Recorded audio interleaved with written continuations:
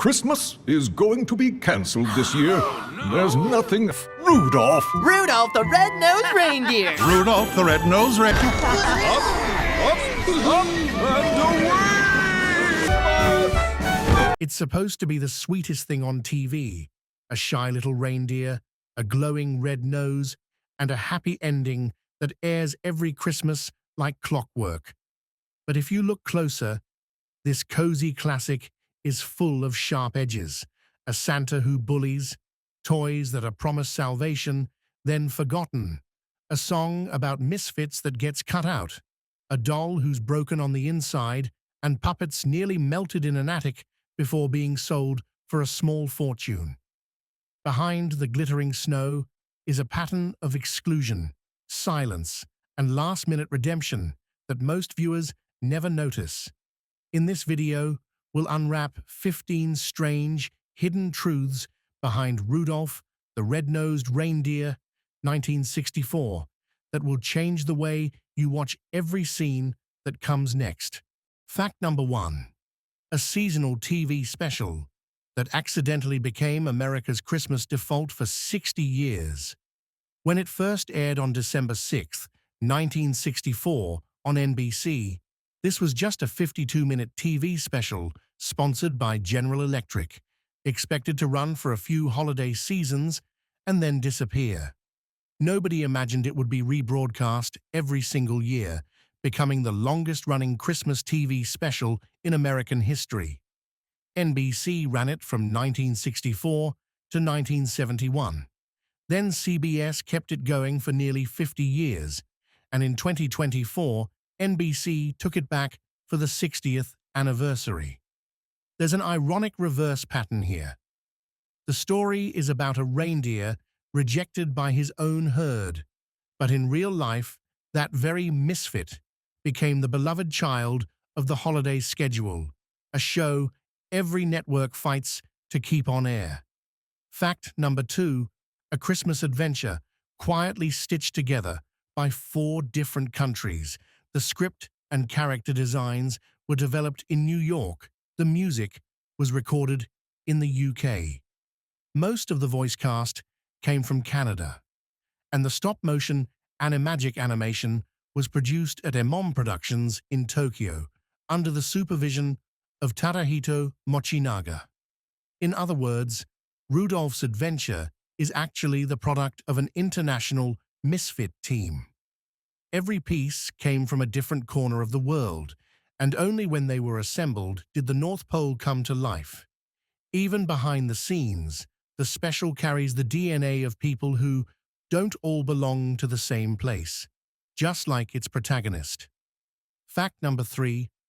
His real name is Hermie, but he spent a lifetime being called Herbie. In the official credits and Romeo Muller's original script, the toy-making elf who secretly loves dentistry is named Hermie. Yet for decades, viewers, journalists, and even licensed merchandise repeatedly called him Herbie. It took fan debates and script checks to establish that Hermie is the correct spelling. So a character already labeled a misfit inside Santa's workshop ends up being misnamed in the real world too. The negative pattern is obvious.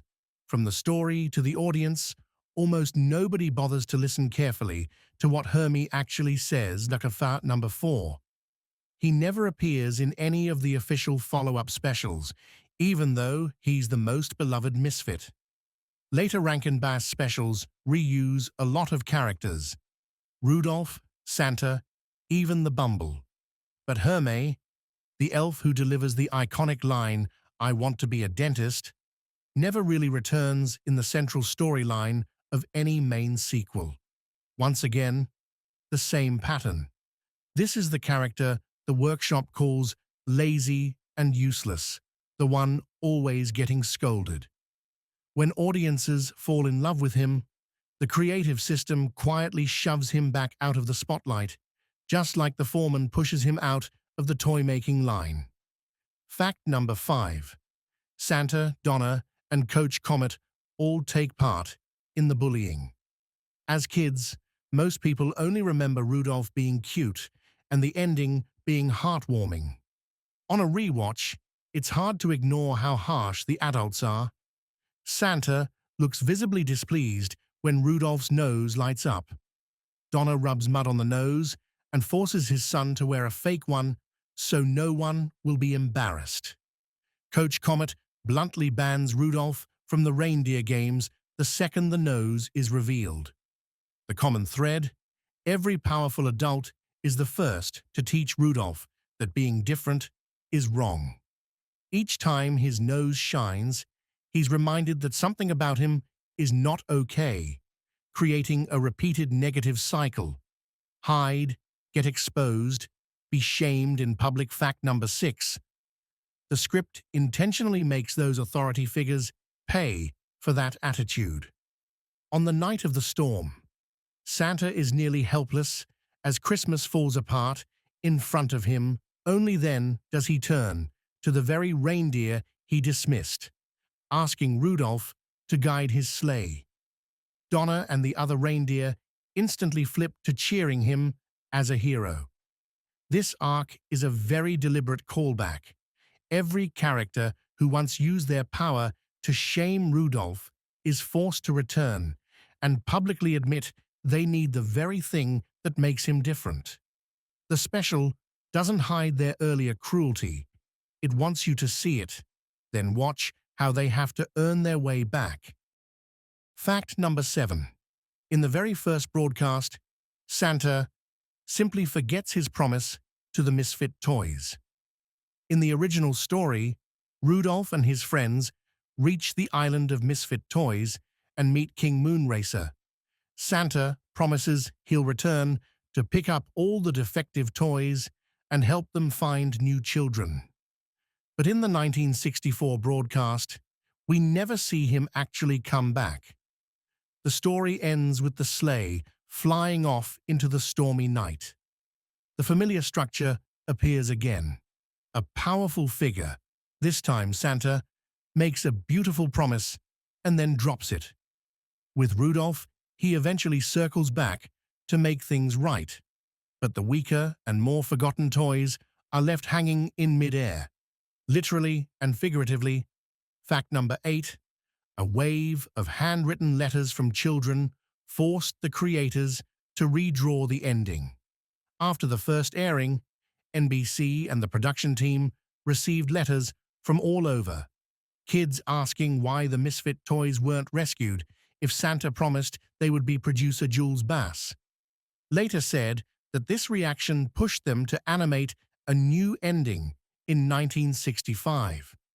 Santa returns to the island, loads the misfit toys into the sleigh, and they're dropped to new homes during the closing credits.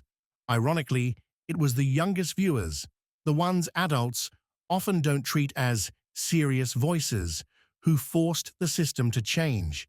It's another callback. This time, the audience themselves play the role of the misfit.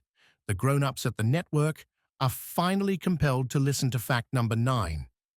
The one song that openly embraces misfitness was replaced by a song about fame.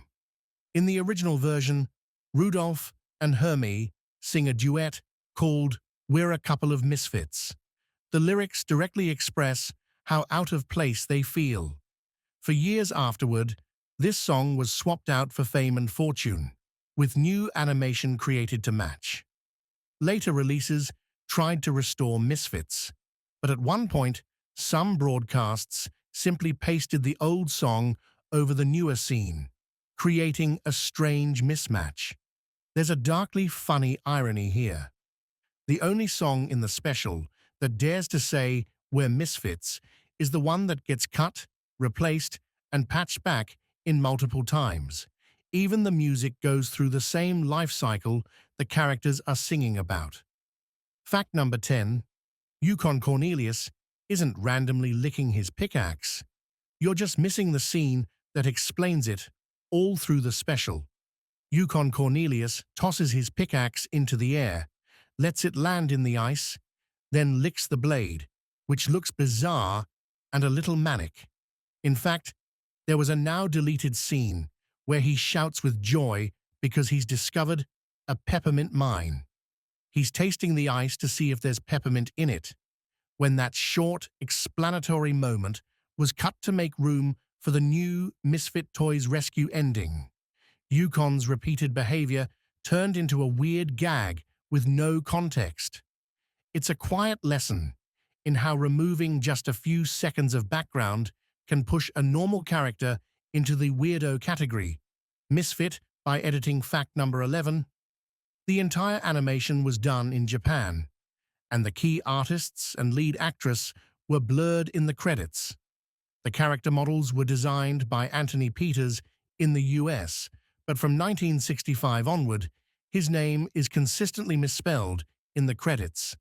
The stop-motion animagic sequences were shot at MOM Productions in Tokyo, led by Tadahito Mochinaga, a pioneer of Japanese stop-motion.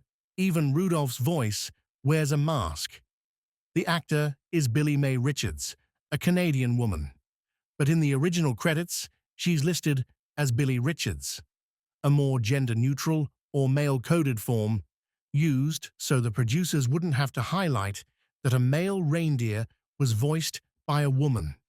The pattern is clear, from Japanese animators and American designers to the Canadian woman who voiced Rudolph.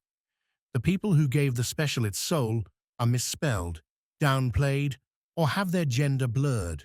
They're misfits at the credit level, shrunk down to a few fleeting lines of fine print. Fact number 12. The Rudolph and Santa puppets were tossed in an attic and partly melted because kids loved them too much. To promote the special, a set of Rudolph and Santa puppets was sent from Japan to the US and displayed at NBC's New York headquarters for Christmas. When the campaign ended, they were nearly discarded until an employee took them home for his grandchildren. Each year, the kids played with them under the tree. Then they were shoved up into the attic. Over time, the heat caused some of the other puppets to melt together and be thrown away. Rudolph and Santa survived, but the paint flaked off, the fabric ripped, and metal armatures poked through. It's a shot-for-shot echo of the character's journey, from shining icon, loved by everyone, to worn-out toy nobody thinks much about, sitting quietly in the dark for years. Fact number 13.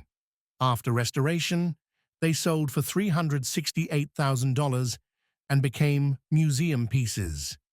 In the early 2000s, the puppets were brought to Antiques Roadshow and appraised at around $8,000 to $10,000. A collector bought them, sent them to a professional stop-motion studio in Los Angeles for painstaking restoration, and then displayed them at various events. In 2020, the pair was auctioned for $368,000 and later donated to the Center for Puppetry Arts in Atlanta to be shown to the public. The journey from attic junk to national treasure is a direct echo of Rudolph's arc. Things once dismissed as damaged and worthless can return brighter than ever if someone is willing to believe in them and care for them. Fact number 14. The real reason Dolly is a misfit, a broken heart, not a broken body. On the island of misfit toys, every toy has a visible flaw. A polka dot elephant, a square-wheeled train, a bird that swims instead of flies. Only Dolly for Sue, the little brown-haired rag doll, looks perfectly normal. The original script never explains why she's there, and for decades fans argued about it. In 2007, on NPR's Wait, Wait, Don't Tell Me, producer Arthur Rankin Jr. explained that Dolly is a misfit for psychological reasons. Her owner abandoned her, and she became depressed. And as he joked, there was no Prozac back then. That detail makes Rudolph's world much sadder and more complex. Not all defects are visible. Some characters, like Dolly, are branded as broken simply because they carry an invisible hurt that adults aren't sensitive enough to see. It's another callback to Rudolph and Hermie, judged purely on the surface, while the real wound lies deeper. Fact number 15. A Roman numeral typo accidentally turns Rudolph into a work from the year 1164. In the opening, the copyright notice appears in Roman numerals. It should read MCMLXIV, 1964. But on broadcast prints, one of the M's is missing, leaving CMLXIV, which some commentators pointed out can be read as the year 964 or interpreted as 1164 in write-ups puzzling over the mistake. Legally, it's a notorious little error, big enough that it became the subject of articles dissecting whether it affected the special's copyright. Symbolically, it fits Rudolph's world perfectly. Even the number that's supposed to say, "This is the year I belong to," is a misfit, out of place inside the legal system.